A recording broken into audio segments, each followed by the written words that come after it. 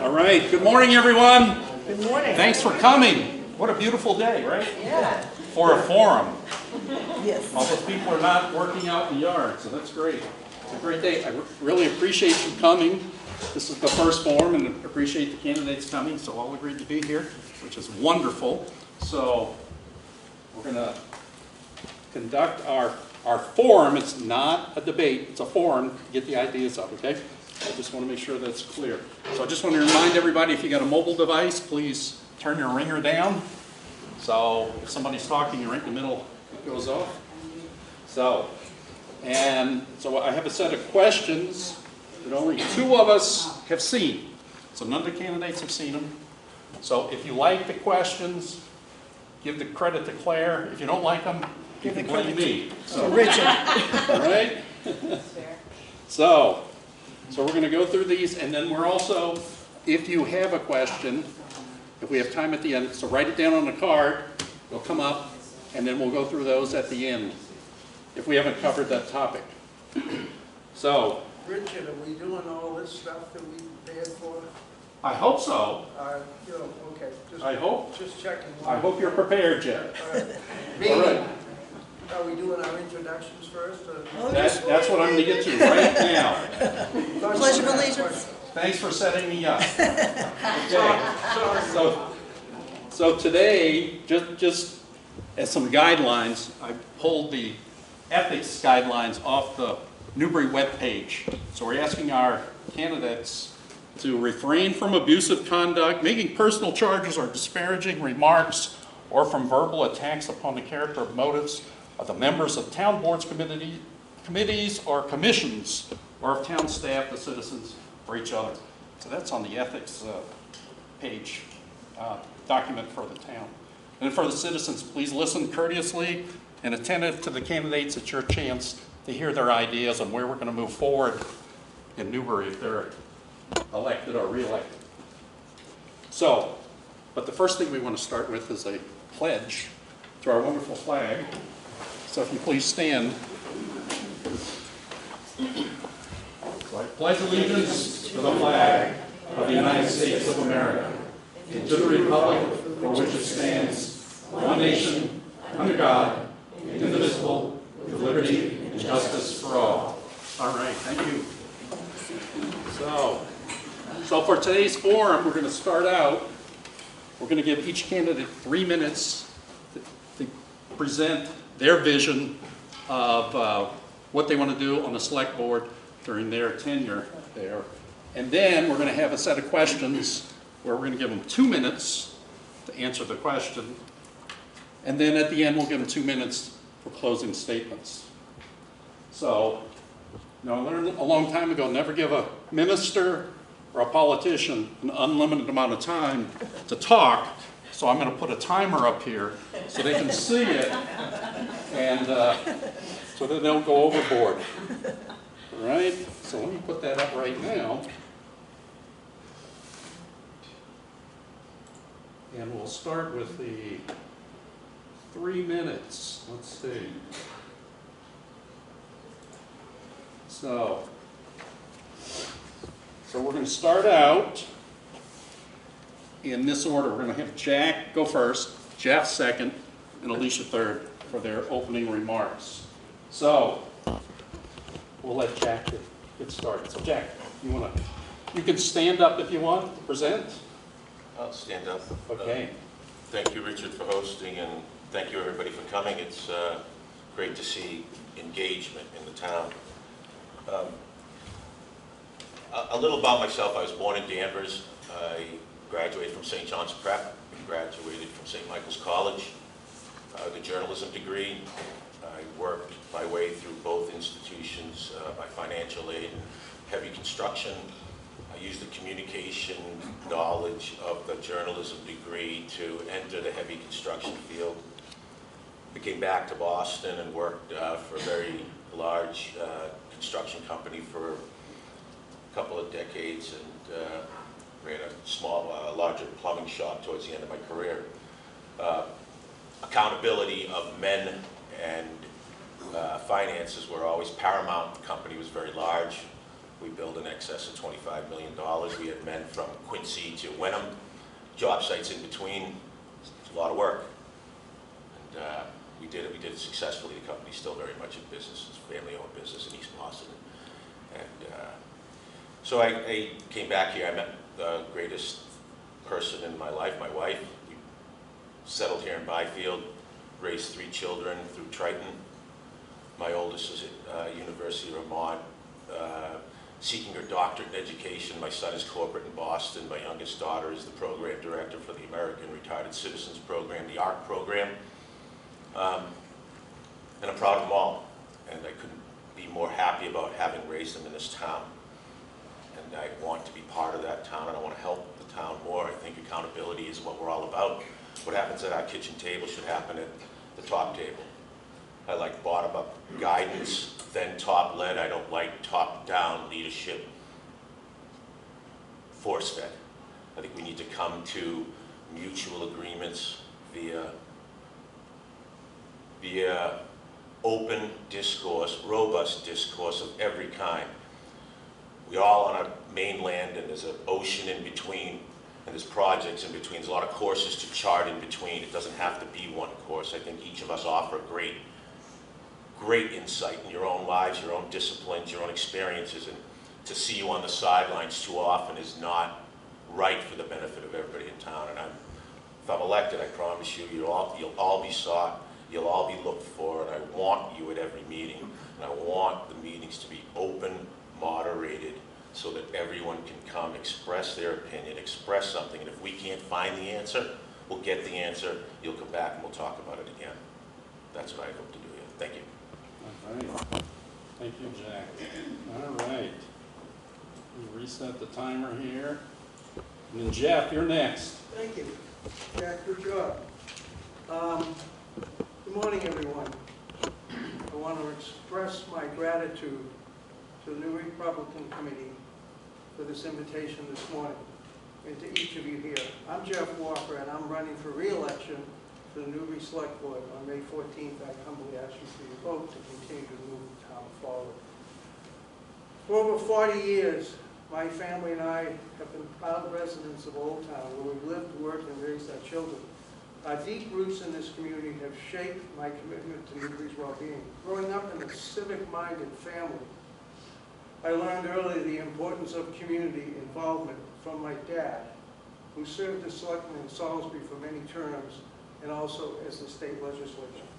My journey into local governments began in 2001, when I was elected to the planning board, seeking a deeper understanding of our town's dynamics. I also served as liaison to the Conservation Commission, and I gained invaluable insight into the significance of Newbury's wetlands and environmental resources, especially concerning our drinking water.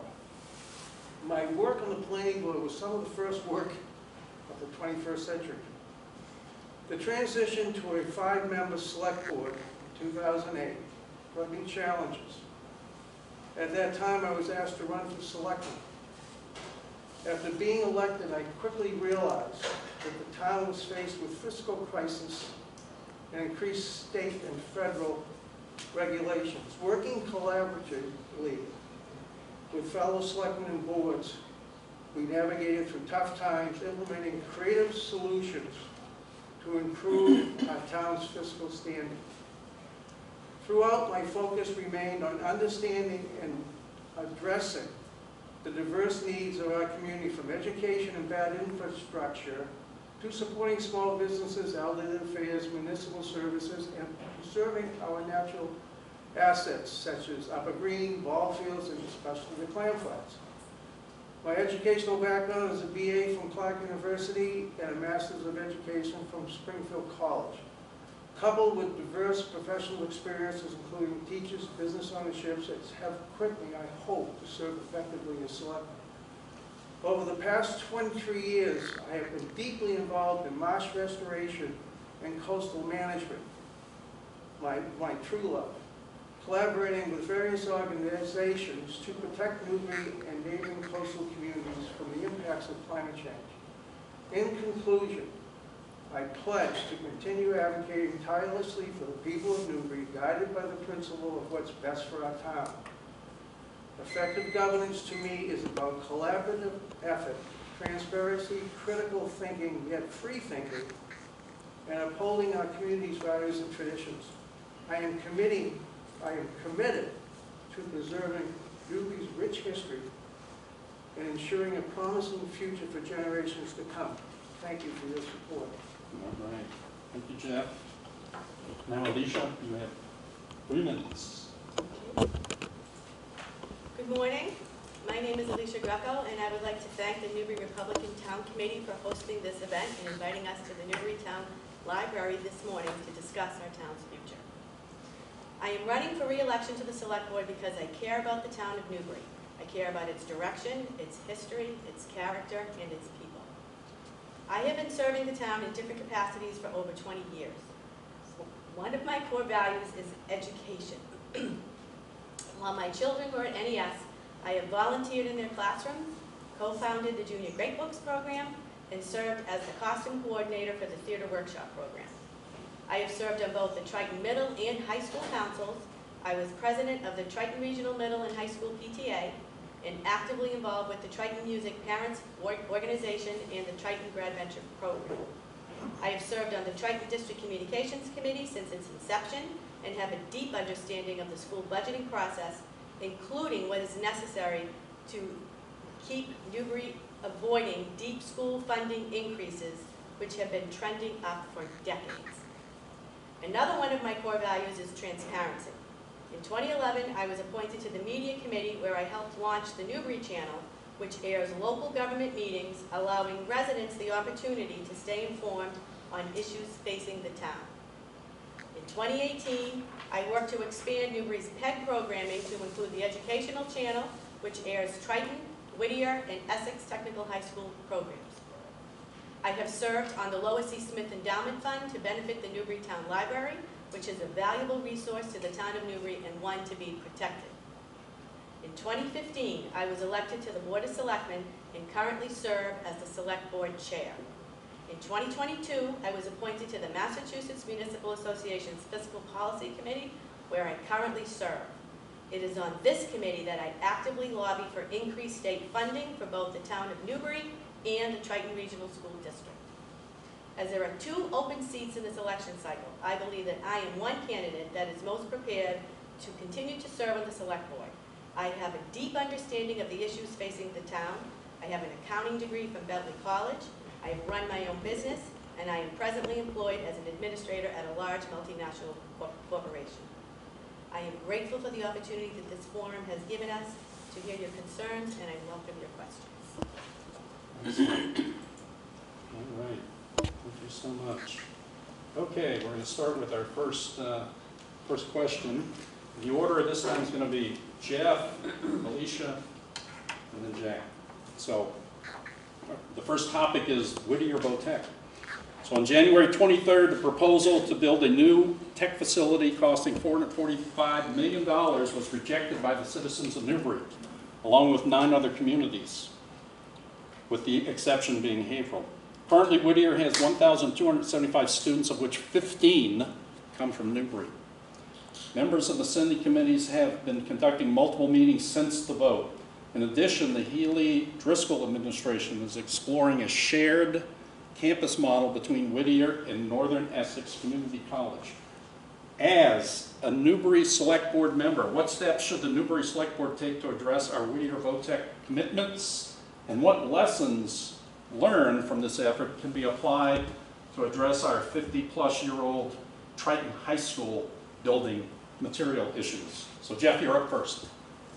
I'll address the Whittier first, and the board has taken the steps to examine what the mayor's legal team put forward as a consortium effort to try to talk to the communities that are involved in the agreement.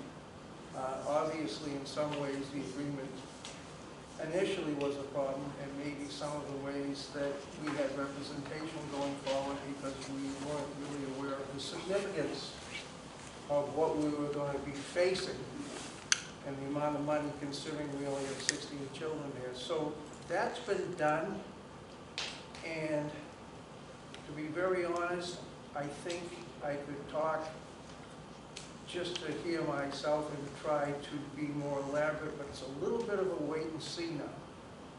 We've done on our end what was asked, and the next steps are going to see, part of it is what Richard said.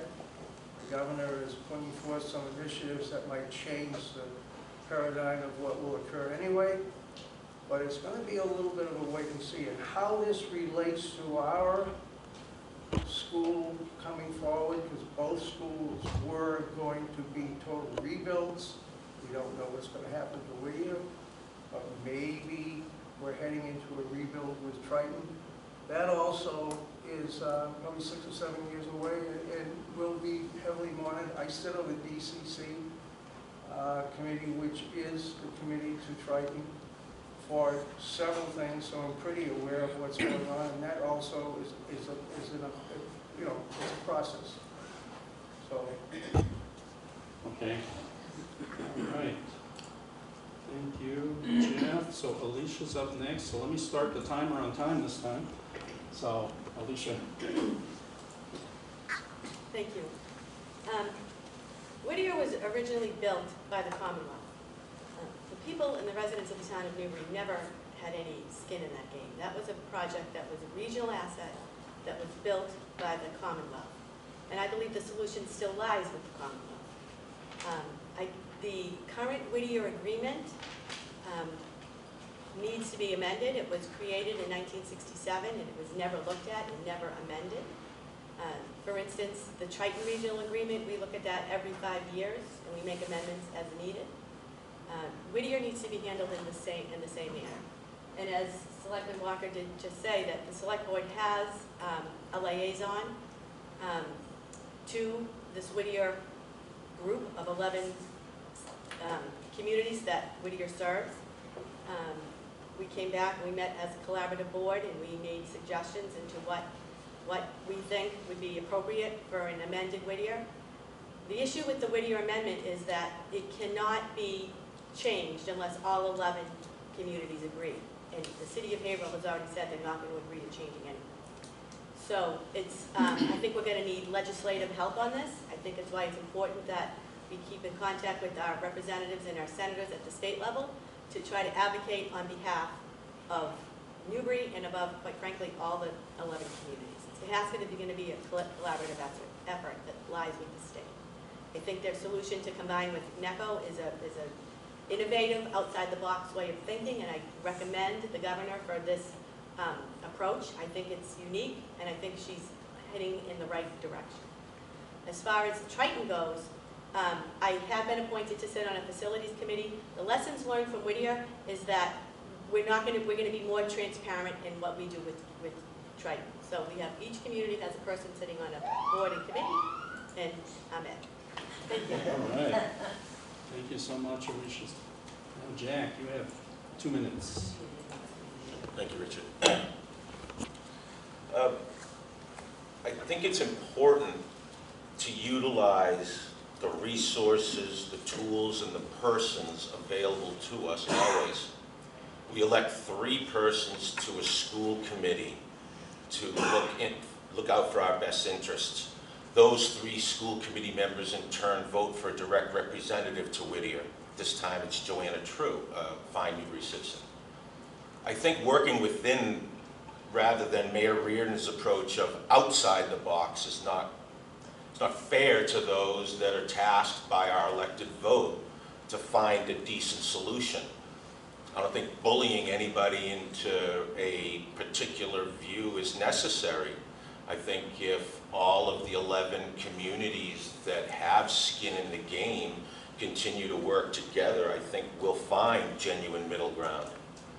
I agree entirely presently that the state is becoming more receptive to accepting more responsibility for the capital component of the necessity of keeping our blue-collar workers educated, current technology righteous, so that they can come fix our houses, so they can build our houses. so they can lay the roads that are necessary for us to sit here today in a building built by skilled workers and trades workers. You can't not have it, regardless of their 15 citizens or not. It's our regional support. I believe the state, by beginning to partner with Northern Essex Community College, begins a dialogue where they will accept perhaps the capital notion more so than is now, and then the existing electorate, our school committee members and our school representatives, will work for a new agreement that'll come as a result of that discussion. Thank you. All right, thank you, Jack. Okay. Can I just ask that you speak louder, Jeff especially? Thank you. Sorry, Okay. Okay. Am I okay? Yeah. I should have. That's Okay. All right. The next question, so Alicia, you're going to start, then Jack, then Jeff. So, the local news contains multiple stories of neighboring cities and towns about funding shortfalls being encountered by school committees during development of the 2025 school budgets. All are facing a common issue, less state and federal funding. So in the final Triton Regional School District operating budget document for fiscal 25, in the budget summary section, the following is stated. The fiscal 2025 marks the first planning year for us since 2021 where we have no additional offsetting state or federal revenues associated with those increased needs. And we are back to routine expectations for revenues to support general operations, which largely falls on the backs of our member towns. The document also points out the broken Chapter 70 formula, which has pushed the funding burden onto local towns. So the question is, as a Newbury Select Board member, what actions can be taken to reverse the current decrease in school system funding levels? And with the funding burden being pushed to the local level, how can the Newbury citizens become involved to reverse this effort to support Newbury Elementary and the Triton school system? So Alicia, you're up first. Thank you for that question. As I said, education is one of my core values. This is a document, and I can pass it around so people can see, that the Triton Regional School District puts out. And it starts in the fiscal year 02, and it ends in fiscal year 25, so it's the most current. The yellow line on the bottom here signifies state funding. That's how much the Commonwealth of Massachusetts has provided for public education. It has pretty much stayed flat since 2002. As you know, the costs have been rising. Currently, the blue line here is the operating budget, the amount of money that it costs to operate, not capital, operate. It's a $52 million a year school district. Over time, the green line here, as you can see, has been shifting with the burden of paying for this more and more onto the communities, onto the Newbury, Rowley, and Salisbury. This is unsustainable. We can't even override our way out of this if we wanted to. We're $24 million a year budget. That's what Newbury has. The obligation needs to be stepped up by the state. They have Chapter 70 monies. They need to increase it. The state is aware of this. They passed the Student Opportunity Act a few years ago. They understood that that affected disingenuously small communities like Newbury, Rowley, and Salisbury. They're going to address it with some kind of a aid for rural communities. They're looking at it. This is what I do at the municipal, on the fiscal policy committee. I advocate strongly for this. And as what Newbury citizens can do is contact your state legislatures and the governor's office and ask them to help us. Thank you. All right, thank you. All right, Jack, you're going to be up next.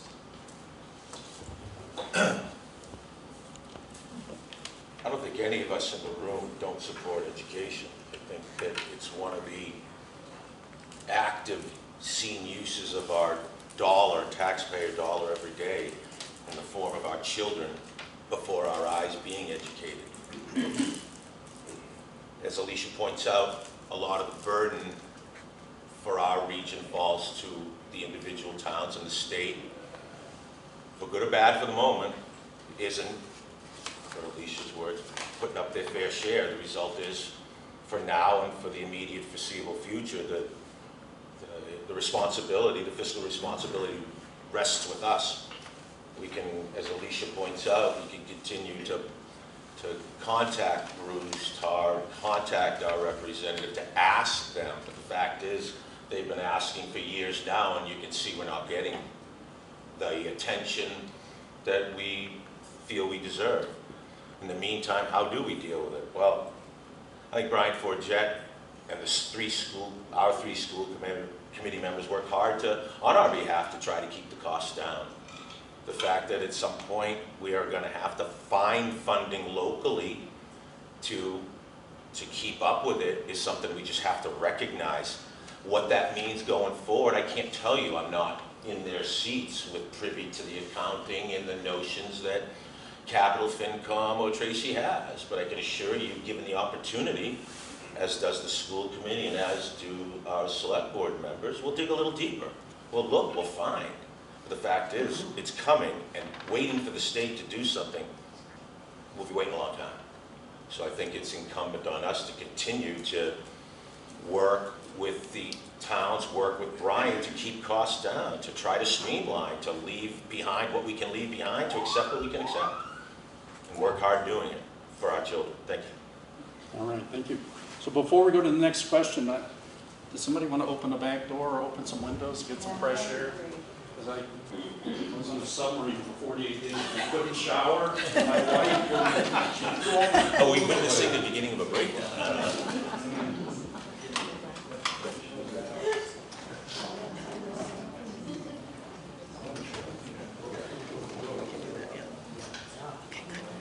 Is that better? Yep. Yes. I was starting to smell myself, and I thought I was back on the sub. So. No windows on the sub. No windows on the sub. We didn't surface for quite a few days. So all right. So our next question. Yes, Jeff. I gotta answer that also. He didn't Oh, answer you didn't the answer? question. Oh, sorry. That's fine. I didn't mean to cut you off. I checked you off, Jeff. I will talk louder. There you go, sorry. It's kind of nice going third, and those were really great answers. But one of the things I'd like to speak to in that whole process too, we're lucky that we have cooperation, not only with a great superintendent and school committee, and really some of the ways that we worked through this last budget with Raleigh and Salisbury and the DCC was pretty extraordinary, because we're all struggling for the same things. One of the things Newbury doesn't have is a commercial retail component for paying taxes. Everything is on the back of your house. And that's one thing that we're starting to look at and going to look at more. Is there a way that we can diversify our tax base? Because certainly, like both folks alluded to, Chapter 70 is going like this, school costs is going like this. With just their call, teachers are getting smarter, their base pays are going up. They have to sign a new transportation charter. There's only one person right now that's in charge of the buses. That contract's going to go sky high. When we get these $3 million increases on the school side, I used to say it's too much. When I really look into it, I can see that it's the way it is. So we've got to try. We have bad soils. We don't have water and sewer. But it's time somehow for us to be able to broaden our tax base. Otherwise, like Jack and Alicia alluded to, those lines start to cross, and then it goes back to you guys with Proposition 2.5, where you get overrides and every other thing. So it's going to be, we've got a lot on our plate, and probably starting in 26, there's a lot on our plate. All right, thank you, Jeff. And thanks for reminding me that I didn't call on you. Okay. All right. So our next topic is going to be oh my gosh, Newbury, Public Education and Governmental Access Channels. So the order we're going to go in is Jack, Jeff, and Alicia. So the town of Newbury, specifically the Information Technology Operations and Cable TV Production Department, currently operates the PEG. Currently, all Newbury citizens who subscribe to Comcast pay a monthly user fee, the funding source for the town of Newbury PEG channels. The PEG funds originally went to the general funds, but during a previous annual town meeting, a special revenue fund known as PEG Access and Cable Related Fund was established with a vision to set up a municipal model similar to the town of Salisbury. At the annual town meeting, we will be voting on 2 PEG related articles. Article 8 transfers $85,000 into the general fund to run the fiscal year 2025 PEG services. Article 21 proposes to deposit the current and future cable franchise fees into the general fund to support PEG access service and programming starting in 1 July 2025. As a Newbury Select Board member, what is your vision for the Newbury Public Education and Governmental Access Channels, and do you support or oppose Article 8, Article 21? So Jack, you're up first. And let me start the timer. The answer is no to moving the PEG money to the operating budget. The Select Board negotiated in 2019 an upcharge from 3% of our then cable bills to 5% under the promise of building a public education government channel station communication methodology that would serve everyone in town. That a citizen didn't come forth with a 501c presentation, and that's the reason why we should be abandoning the endeavor entirely, only halfway through the contract, I think is irresponsible. I think we entered into this agreement at 5%, upcharge of 2%, specifically to build communications. That 5 years into this contract, they would abandon the proposition of a community station, a community room, or not promote seeking someone to run a 501c, as is the Byfield Community Arts Center run under a 501c. Without a media committee formed, no one can come to the committee with such a proposition because there is no proposition to do besides you'd start at the select board, who would then form a media committee, which would then address, and then we go through the nonsense, the proper stuff to put it together. Right now that we have accumulated $993,000 during this 5 years while the PEG money hasn't been addressed, and now that it would be our fault that we didn't come towards them with a program to utilize it, and that with 5 years left to still address it, they would rather sweep it into the operating budget and promise us they'll fulfill the mission through operating budget promise, I say doesn't sit with me. I would like to see it in the PEG fund. I'd like to see a media committee reformed. I'd like to see us revisit this in earnest before we turn it back into the operating budget. It's not where it's supposed to be. If they had told us at 5% it was going to go into the operating budget, I don't think we would have voted for it in 2019 at all. We didn't need a 5% surcharge tax going into the operating budget then. We don't need it now. Thank you. Okay. Thank you, Jeff. Jeff, you're next. Very succinctly, on this one, I want the voters to decide.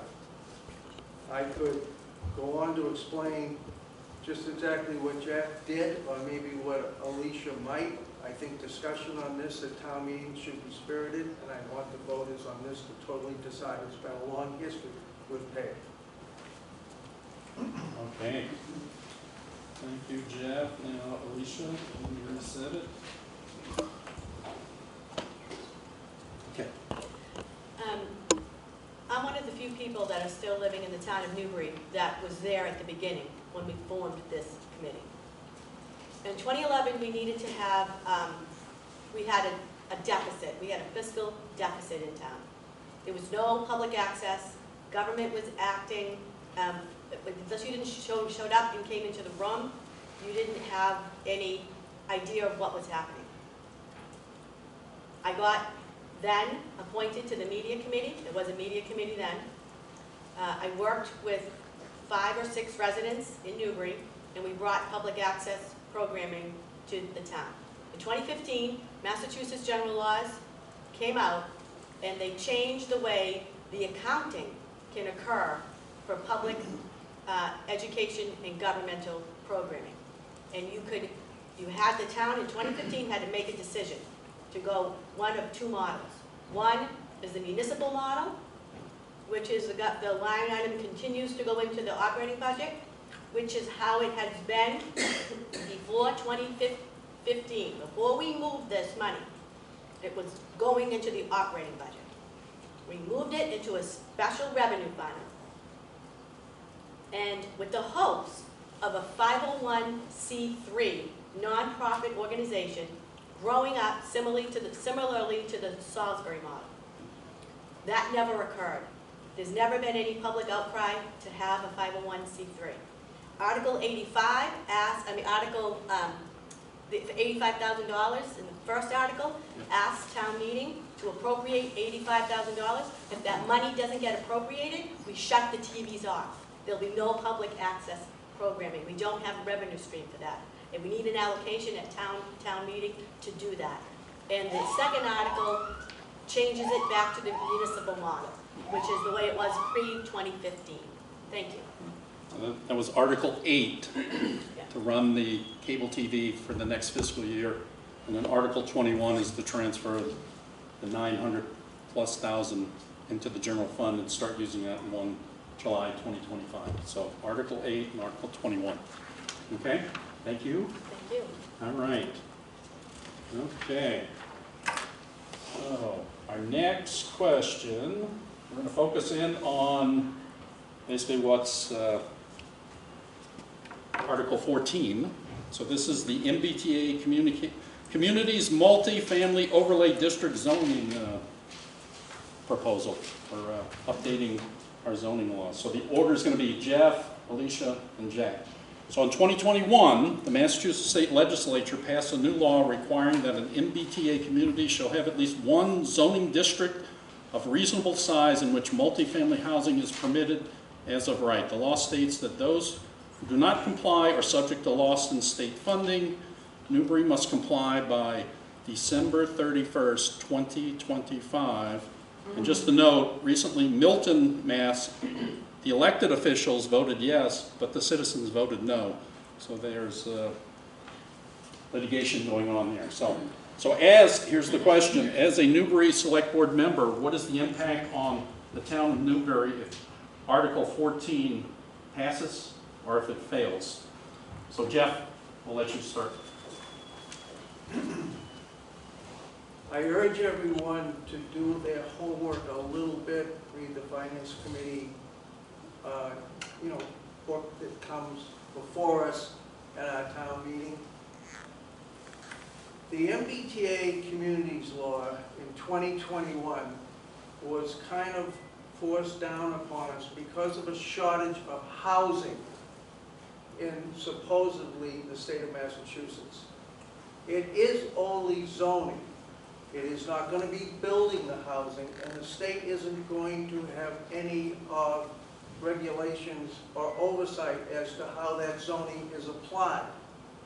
So starting with the planning board, we have before us now certain zones or places in our town, such as actually Town Hall, next to the school, and that holistic center right around by the stoplights by the veterinarian office. So, and one more. So those are going to be the locations for multi-family housing zoning. And that's because we have an MBTA, the track goes by us, and it's been deemed that it would be better for people to use public transportation. They're closer and can communicate better. There's going to be the ability for neighborly, it's maybe making a more metropolitan aspect of our town. The other side of it is, if this zoning isn't adopted by 2025, we run the risk of not being able to accept or even garner some of the grants from the state of Massachusetts that we're used to getting, such as road, bridge, and other things. So, it's pretty complicated. One of the things they're mandated is that selectmen don't get into telling everyone how to vote. So that's why I ask you, because the penalties are pretty heavy. That's why I ask everyone to kind of look at this one. This is going to take a little work to understand it and just decide how you want to vote.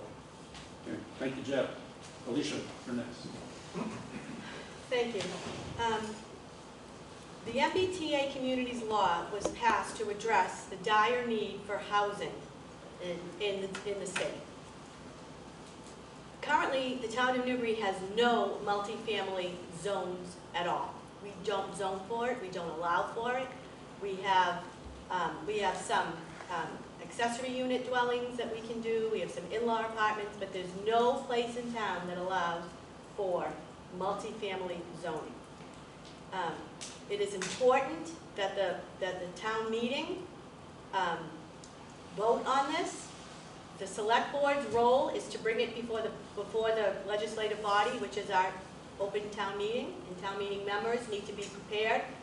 Ask questions of the planning board when you come. There are ramifications for the town of Newbury no matter which way town meeting votes. If we vote to go along with it and approve the zoning the way the planning board is currently has it, then we will be in compliance a year early. There are other communities that are in compliance early. If we vote against it, you'll probably see it come back again, at least in the spring. If not, if it doesn't pass in the spring, it may come back in the fall. But we need to, because there are fiscal ramifications of not passing this law in the town of Newbury. We have grant monies that we're no longer going to qualify for, and there may be legal fees that the town will be subject to, because we may have to fight this in court if the Attorney General's office comes after us. What happened in Milton is unique to Milton. It will not happen in Newbury. Milton has a charter, a town charter that runs their local government. Their charter allows the referendum to come up and be voted down.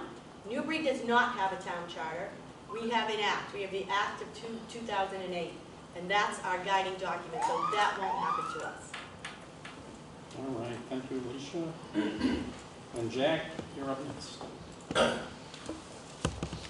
Thank you. 3A, I've been at most of the presentations, and I've had long talks with Martha Taylor and Kristen Grubbs, our planning directors. Compliance is 154 units under the algorithm that the MBTA has presented to us. With a 15 units per acre density, that means about an 11-acre, one single 11-acre parcel brings us into compliance. The notion we have to do piggyback multiple parcels on it, I don't think is necessary. We can bring ourselves into compliance, and we can watch how the other communities take the impacts that will change the fabric and the quilt of our town forever. The key note of this planning, and that's all it is, it's zoning planning, but it's by right zoning. Once we vote it in, the developers are allowed by right to do it. We cede the special permitting authority that we have. We cede a lot of oversight to this law. I think it's important because we can achieve compliance by voting. We all remember the village proposition back in 2006 over at the auto salvage property at the corner of Hanover and Route 1. We could singularly vote that parcel into compliance and and cost us no penalty going forward. We can, as Alicia points out, we can revisit adding parcels under the same conditions going forward if it proves successful. The idea we have to go in balls to the walls right off the bat, I don't think is necessary. I think we're a slow growth community.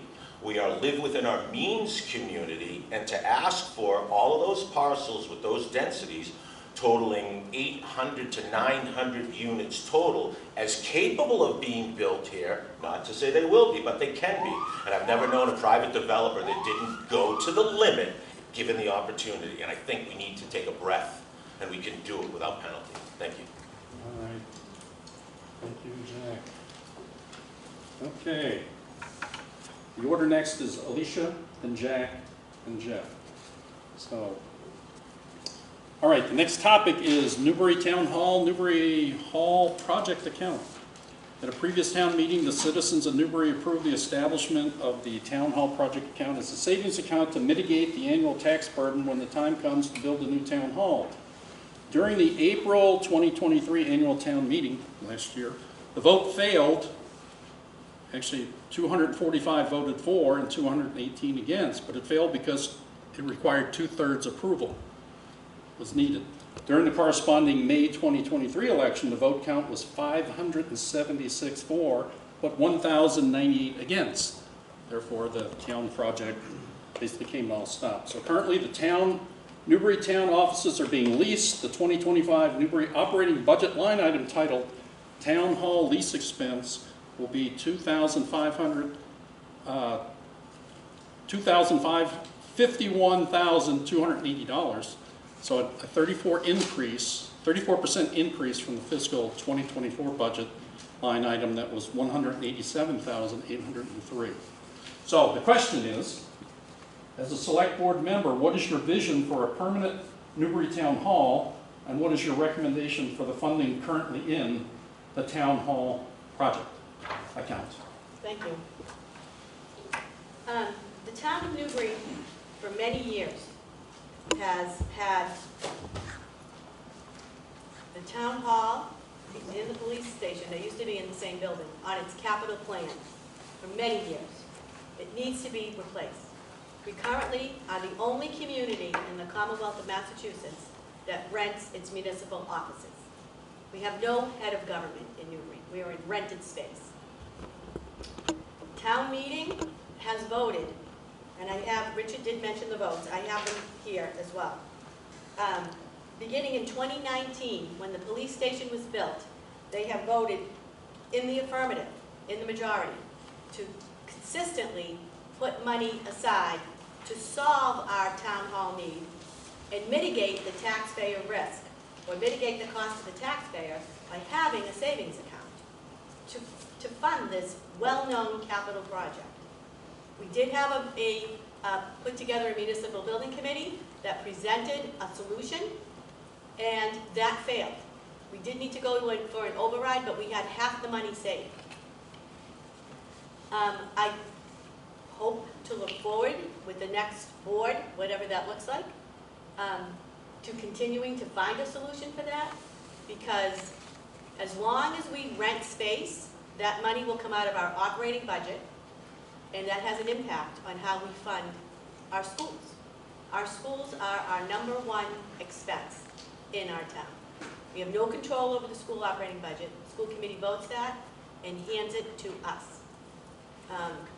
So, did that answer everything? I think so. What should we do with the money in the account? Oh, the money needs to remain in the account to mitigate the cost. The need is not going away. The need is still there. It needs to remain there. As town meeting consistently voted to put it that way since 2019. All right, thank you, Alicia. And Jack, you're up next. At the 2021 annual town meeting, Marshall and I had a discussion in front of everybody. And the name of that committee was named the Town Hall Committee by Marshall's words as a matter of convenience, because the money was put aside for capital costs, that they so focus on the town hall. That's their decision. I think it was always meant for the capital costs, Newbury roofs, library envelopes, the capital needs of this town. Listening. The idea that we're paying $253,000 right now at Town Hall is an increase in over 3,000 square feet of space and a $63,000 increase according to the appropriations booklet that we're handed out and we'll be voting on in 2 weeks. We had a $180,000 mortgage and 8,000 square feet of space rented at the Town Hall. That's up from 4,000 at our Town Hall in 2018. We doubled the space to get them to Kent Way. This leadership group just allowed our town administrator to add 3,000 square feet and another $63,000 onto the $180,000 lease at Kent Way. We now are paying $253,000 for the additional space at Kent Way. I think the vote at last town meeting was we don't want a big space, live within our means, and let's go forward looking at education and capital costs as a priority. Instead, they put an addition on our town hall and it cost us $63,000 a year despite our vote. That's not listening, people. I promise you, when we come to middle ground, mutually agreed to, we won't be stepping out with costs like this without your permission.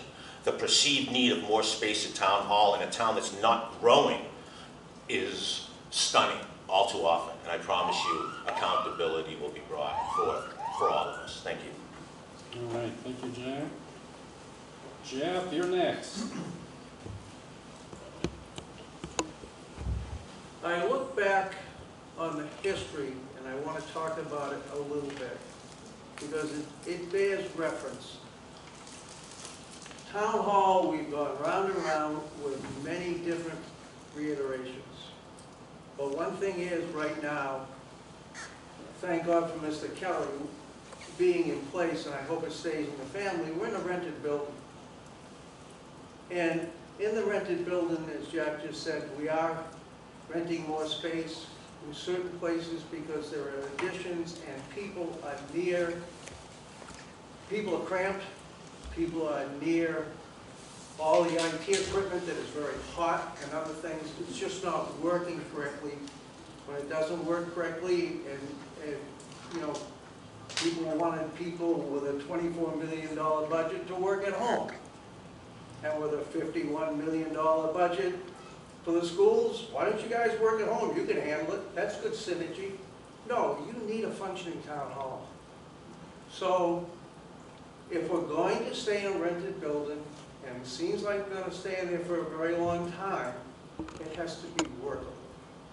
So, answering what Alicia and Jack talked about, I think that it's reserves are reserves. We're going to need reserves. If the reserves stay in that place, it's fine. You can move reserves.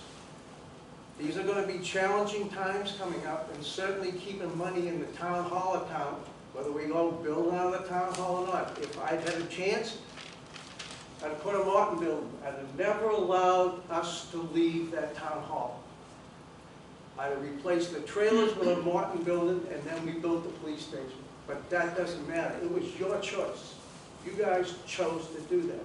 So, I don't think that renting a little extra space in town hall is a bad thing to do, and I don't think leaving reserves in the place they are is either a bad thing to do either.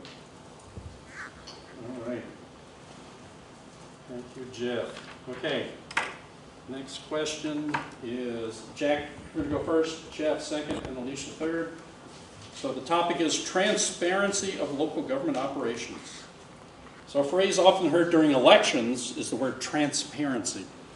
We're going to be the most transparent government that you've ever seen. So in fact, the Newbury 2023 Town Master Plan states the #1 issue is in the survey and focus groups was for the town to improve communication with its residents on issues including overrides, town meeting warrants, and budget issues. And reading social media posts, discussions with citizens who say they heard blah, blah, blah. Some citizens of Newbury believe there is a lack of transparency and too much bickering between the current members of the select board, town committees, and town officers.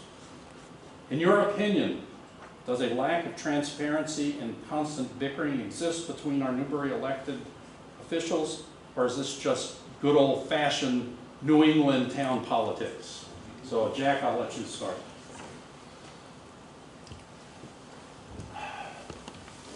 Up until 2020, our town, for 388 years, had open, moderated debate from the floor to the table. About 2 years ago, due to temperament at the top of the table, that was stopped unequivocally. I fought like a banshee to make sure our word could be heard. They came back with the oral communications, which allows us, in front of the FinCom as well and the Select Board, stated policy. You have 3 minutes to discuss something up front. They will not discuss it with you, and it's up to them whether it appears on an agenda in the future. As a child once said to his father, maybe just means no later. I submit to you all that if I'm elected, the first motion I'll make is to destroy that oral communications. And if you come to a meeting with a question, the floor will be yours, because we're going to open it up. I don't know if it's transparency, but I do know that communication and messaging is thwarted here. They say it's not, but it is. If they said 2 + 2 at 20 minutes into the meeting, you can raise your hand and you won't be called on to say 2 + 2 is 4 if they're saying 2 + 2 is 5. And you have no recourse. That's wrong. And it won't happen with us, because as you move down the agenda, intelligent people in the room have good things to offer. But you can't. That's why you don't go to the meeting. That's why there's 5 people in the room and nobody out there, because why don't you come? Because you're not heard. They don't ask you, and you're not given the floor at any time. I promise you, if I'm elected, out goes oral communications, and in comes your invitation to come back with an open voice and become part of what you are distanced from now. Because we're all in this together. Until we're all talking about it together. It's top down, not bottom up, and that's going to stop. Thank you. All right. Thank you, Jack. So Jeff, you're next.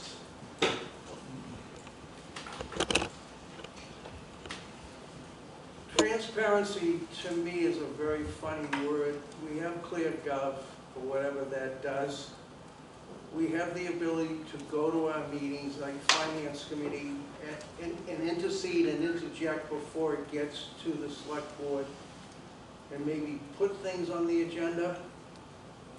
Gosh, I don't want to agree with Jack. Who here can remember my meetings? They lasted 2.5 hours. I enjoyed discussion when I was chair of the Board of Selectmen for 3 years. Times changed, but they also changed at a state level, where lawsuits and other things, if it's not on the agenda and if it's not, so people get frightened, and a lot of other towns, including ours, tightened up. For whatever reasons, they tightened up. Can we loosen them up? I think we already have. And just to go back to what Richard said, I have no problems with the way this board gets along right now. This board that's in place right now. This 5-member board doesn't bicker and argue. So I hope that covers it. Thank you. Okay, Alicia, you're next.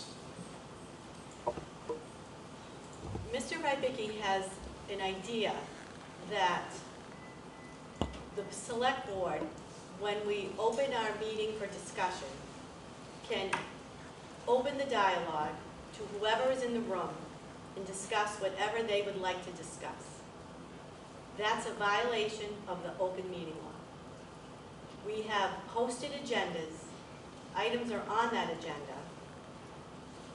We have a public comment section at the top item on our agenda that was modeled after the Triton Regional School District's comment.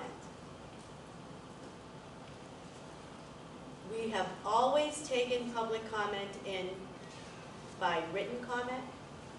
We take emails in. We have correspondence section on our agendas. We take phone calls. I have returned phone calls to residents that are asked.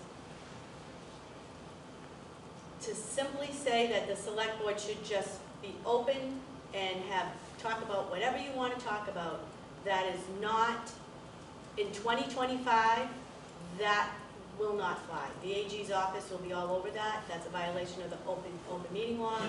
We have posted agenda items. We have to stay to those posted agenda items.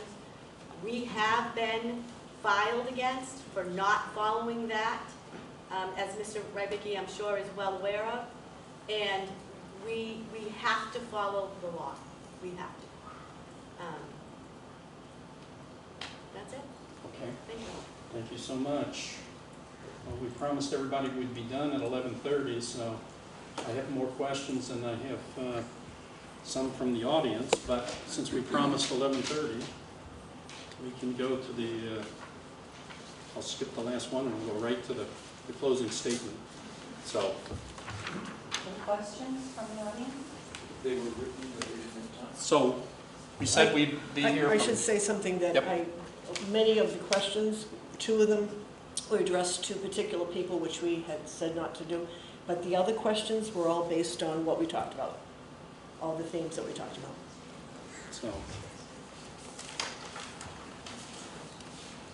So it's just a promise we made to be done at 11:30. So our candidates agreed to be here for an hour, so we'll get started. So we're going to go, this will be your closing statement, 2 minutes, and we'll go Alicia, Jack, and Jeff. The 2008 town meeting decision to change our form of government triggered new requirements, including hiring a professional to manage. Let me start over. The 2008 town meeting decision to change our form of government triggered new requirements, including hiring a professional to manage the town and its $24 million budget. This has proven to be an incredibly positive outcome for Newbury. We are in the best financial shape we have ever been in. We have initiated thoughtful and professional fiscal planning, all while keeping our tax rate the lowest in Essex County. Since I have been on the board, we have successfully executed numerous initiatives that improve the quality of life for our residents. We have dramatically upgraded our roads, public safety infrastructure, both recreational and council on aging opportunities, and created a modern approach to all aspects of town governance, including transparency. All our board and committee meetings are recorded and replayed on both cable TV and online, and we have instituted ClearGov, which allows taxpayers online access to our finances. There are still challenges facing us, though. I see the Commonwealth's inadequate Chapter 70 funding of public education to small rural communities such as ours as one of the biggest challenges we face. We are 3 small towns with a little over $24 million budgets funding a $52 million school district. Eventually, we won't be able to keep up with its rising costs. This is the reason I asked to be appointed to the Massachusetts Municipal Association's Fiscal Policy Committee. It is here that I advocate for legislative action on behalf of Newbury and Triton. My husband and I have lived in the Byfield section of Newbury for 27 years and have raised 2 daughters here. Since taking office, I have worked collaboratively with a strong board to turn Newbury around and to bring integrity to the office. I am beholden to no one. My decisions will be made independently, and you can trust I will put the town first. I cherish the character of Newbury, and so I seek your support. Thank you. Thank you, Alicia. Okay, Jack. Again, thanks for having us. Hours always good. More hours can be best. As Jeff said, some of the most robust discussions ever had was Jeff hosting the select board and the planning board meetings. Open discussion. When there's a worthwhile discussion, you table it and then you put it on the next meeting, so then it becomes a legitimate topic discussion. The idea anyone's going to start breaking the law or open meeting law or be wide open, that's not what I'm here about. I know that's not what you're about. We all want to play by the rules. I say we do good here in town, we can do better. I don't think anyone wants to reinvent the wheel. I think that this leadership has been in place for 10 years. It's demonstrated some wonderful progression in town, but I think we're staring at a place where they drove us to. We've had 7 votes on the town hall. We took 5 for the police station, took 3 for the basketball court. These aren't decisions that should take multiple votes. We should be able to come to the table, come to a real close idea of what we want, and then work it forward. The fact we keep repeating going back to the table over the same thing isn't our problem. We're giving them the message with 1 vote, but they're not receiving it. That's why we're going back to vote on it. So I was still at the town hall problem. Now the town hall, we could move to buy where we are at Kent Way and not pay $250,000 a year. I think Mr. Kelly may just be open to it. But we won't know that because they don't pursue that as a legitimate option. They would tell you that where we are is your fault, because they moved themselves out of the old town hall.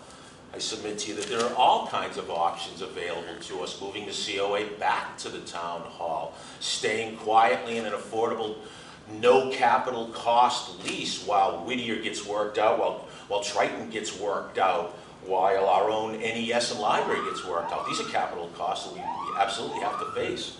Continuing to pursue administrative concerns over our billing, nothing less than our property tax bills get to our house on time. I think we can do better. We can all do better if we're all at the table. Thank you. All right, thank you, Jack.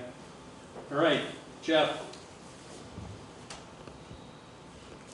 Before I kind of launch into this, I want to really make sure that everyone understands the forecasting and visioning that exists on our boards. Nothing's really new. It gets kicked around. The points that Jack had, those are good points. We have kicked around a myriad of different ways to attack the situations that are before us. Really, there are no real, there's no real new solutions. They're all old solutions for maybe new problems, but they've been in existence. We talk about them, and we continue to talk about them. So it's hard. It's nothing is easy, and we put a Band-Aid on a lot of our problems rather than solving them once and for all. And today, we are trying to no longer kick the can down the road. The town still has a tremendous amount of needs, and those needs benefit our residents. But we're not done yet. Newbury faces opportunities and challenges that we can't ignore, which will require proven, experienced leaders who can hit the ground running. My billywig is we have increased extreme weather events continuing to threaten us. We must plan to address coastal vulnerability and create resiliency throughout our town. With all the flooding issues, we've got a lot of rivers, we certainly have to mile. So the relationships that I have restored, not only in both the state and federal, are in place to help us become more resilient in the face of sea level rise. And finally, this election, everyone will have the choice to keep moving forward, capitalizing on our opportunities while tackling our challenges head on to preserve the ongoing characteristics that we all love about our town, that makes it such a unique and enriching place to live. Remember, I'm the only board member that doesn't live in Byfield.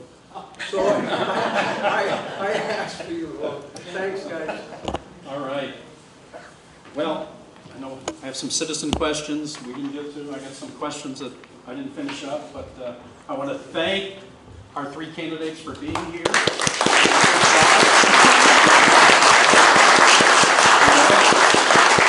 I want to thank everybody in the audience for being so polite. Look, you can have a polite group. So I want to thank the library for letting us host it here, and let you know that the Newbury Council on Aging will be hosting an event on Monday, May 6th at 11 a.m. And the Newbury Democrat Town Committee will host a forum here at the library on Tuesday, May 7th at 7 p.m. So you have... This will be posted. And you're going to post she recorded it, this will be posted